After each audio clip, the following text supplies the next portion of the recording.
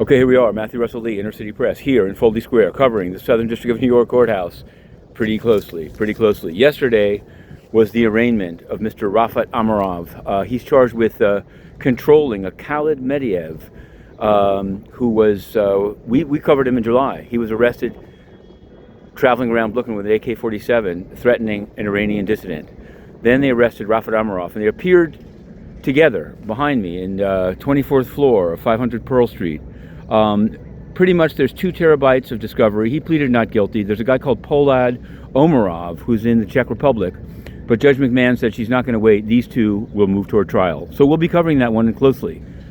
Then, down in the Mag Court, surprisingly, we were there for another case that I'll get to in a moment, but a man named Honduras Urbina Soto was presented, and I remembered his name because he's a Honduran, Narcos Honduras defendant related in the cases to Juan Orlando Hernandez, the former president. Well, he was presented, he was given a free lawyer, and he was detained. It was pretty clear. When you get extradited in, it's pretty rare they're going to release you, unless you cut a deal in advance, like our good friend Sam Bankman-Fried, who parlayed his ability to fight extradition into freedom in Palo Alto.